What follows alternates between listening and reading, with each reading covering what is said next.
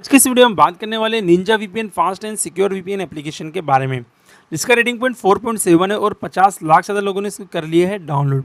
दोस्तों वैसे बात करें इसके रिलीज़ के तो 29 जनवरी 2025 को रिलीज़ होने के बाद 27 मई 2026 को इसको अपडेट कर दिया गया है और अपडेट के बाद से काफ़ी लोग इसको डाउनलोड करके यूज़ भी कर रहे हैं। तो चलिए इस एप्लीकेशन को ओपन करते हैं और आपको सारी जानकारी अच्छे से समझाते हैं ताकि आप इसको आसानी से यूज़ कर पाओ और आपको किसी भी तरह की दिक्कत और परेशानी ना हो। सबसे पहले हमने यहाँ पे एक्सेप्ट एंड कंटिन्यू पे कर दिया है क्लिक। जैसे क्लिक करके थोड़ी देर इंतजार करना है ताकि अच्छे से ये ओपन हो जाए।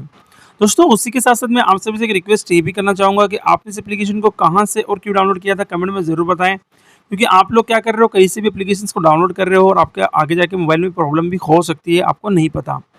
अब यहाँ पे आपको बहुत सारे ऑप्शन देखने के लिए मिलेंगे, Netherland, Argentina, Australia, Belgium, India और भी अलग अलग ऑप्शन देखने के लिए मिल जाएंगे। किसी एक ऑप्शन में आपको क्लिक करना है। देखिए एक चीज़ का ख्याल रखना है, जिस भी ऑप्शन के ऊपर ये किंग वाला सिंबल बना हुआ है इसको क्लिक नहीं करना है। अगर आप इस पर क्लिक करोगे तो फिर आपको सब्सक्रिप्शन प्लान लेना होगा, जो कि 1 साल का यहाँ पे 199 रुपये का है और यहाँ पे 1 मंथ का होता है 49 रुपये का। तो फिलहाल किसी एक ऑप्शन पर हम क्लिक करते हैं बेल्जियम पर और परमिशन के लिए आपको अलाउ कर देना है। अलाउ करने के बाद कनेक्शन रिक्वेस्ट आएगी, उसके लिए आपको ओके करना है। ओके करते डायरेक्टली कनेक्टिव होना स्टार्ट हो जाता है और कनेक्टिव भी हो जाता है। यहाँ पे आपको टाइमिंग देखने के लिए मिलता है, यहाँ पे आपको डाउनलोडिंग स्पीड और अपलोडिंग स्पीड दोनों देखने के लिए मिल जाते हैं। ऊपर की साइड से आप जब चाहे इसको डिस्कनेक्ट और कनेक्ट वगैरह भी कर सकते हैं। अब देखिए इससे क्या क्या चीज़ें की जाती है मैं आपको बता देता हूँ। वैसे तो इससे बहुत सारे काम किए जाते हैं, लेकिन आजकल लोग इससे live streaming, gaming, photo editing, video editing, chatting और भी अलग अलग काम कर रहे हैं।